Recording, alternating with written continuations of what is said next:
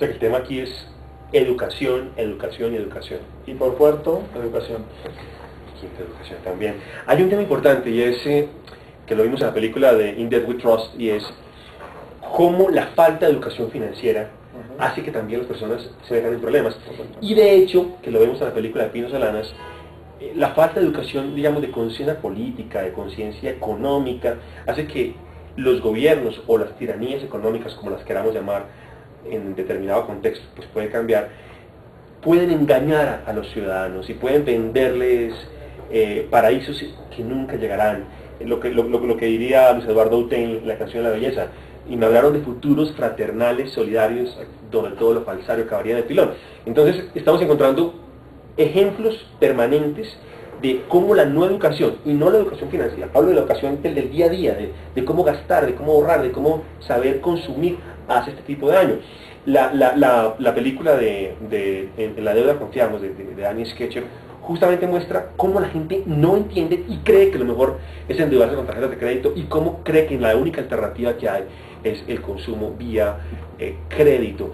Y por otra parte vemos cómo la educación financiera, cuando la gente es consciente de que si se vincula a una cooperativa, o si se vincula a un fondo de empleados, o si se vincula a una mutual y hace uso de los servicios, su ingreso disponible puede aumentar.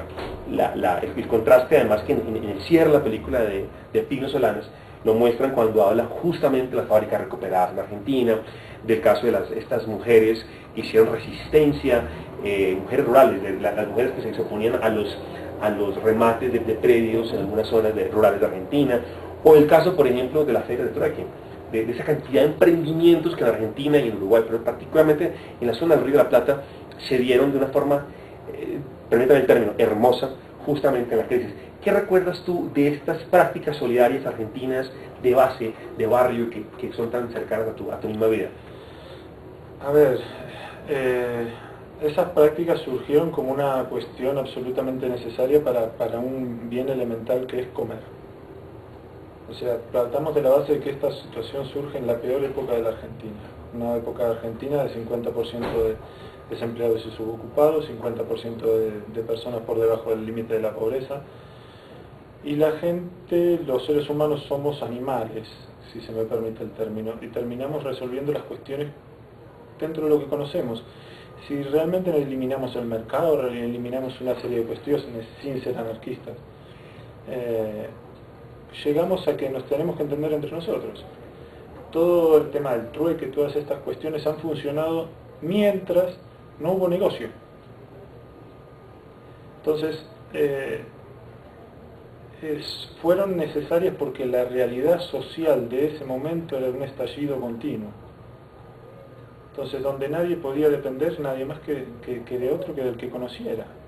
Y el que conociera era la gente del barrio. No tenía por qué ser conocido, pero tenía que ser una persona que hubiera sufrido lo mismo que él. Lo que es muy interesante de estudiar o de visualizar es el hoy de toda esa gente. Cómo ha podido sobrevivir a esa situación. Y la supervivencia es lo más importante. O sea, eso es lo que hay que visualizar y tener muy claro. Bueno, y ya para ir en la parte de conclusión de esta entrevista, quiero preguntarte a ti, que ya mencionaste el tema de España, pero estás en Europa, estás en una ciudad más fascinante, que es Barcelona, que tiene vínculo con... O sea, hay muchas conexiones con el resto de Europa. ¿Qué estás viendo tú ahora? Ya lo dijiste, las similitudes con la época de la crisis en tu país natal, pero ¿qué estás viendo de crisis que se puedan evitar o que se puedan ayudar se pueda tal vez reducir el impacto si se generan emprendimientos de carácter solidario, de carácter asociativo, cooperativo y social? Es que ahí vuelvo a la sociedad, la sociedad española actual, la sociedad de los jóvenes españoles actuales, y si hay alguno que lo esté mirando, pues me perdonará porque soy bastante crítico. Es una sociedad con una carencia muy importante de valores. Al carecer de valores es muy difícil que una persona se solidarice porque está centrada en sí misma.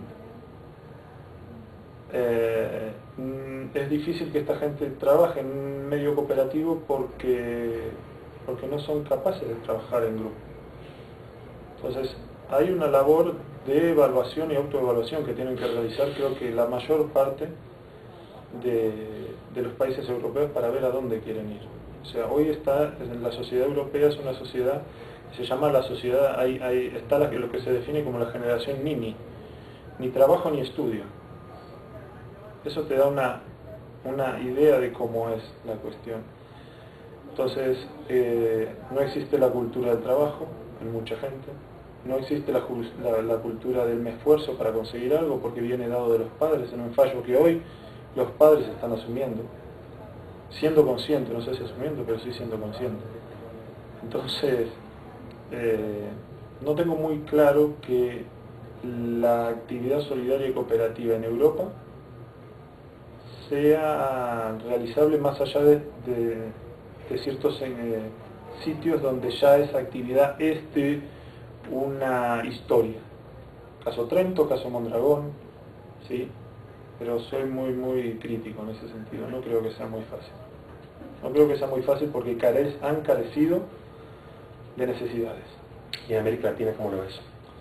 América Latina es América Latina, ¿no? Yo puedo contar mi experiencia de llegar después de 6 años a mi zona y decirle, juntar 15 personas, 15 jóvenes entre 16 y 26 años y decirles, señores, un día de diciembre con 30 grados de temperatura, al mediodía decirles, por favor salgan a hacer encuestas. Y a las 5 de la tarde volvieron a mi casa sedientos, deshidratados, con 500 encuestas, con 500 personas censadas, porque era un trabajo para su comunidad. Entonces, aquí me remito a Pablo VI, y el católico y el ser humano, creo yo, no quiere más que le digan cómo hacer las cosas, quieren que las hagan y que los acompañen. Hoy por hoy América Latina creo que es un continente lleno de oportunidades. Tal vez ustedes no lo vean así, pero yo lo veo así.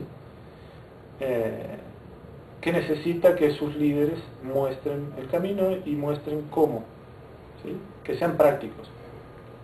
Ese es mi análisis.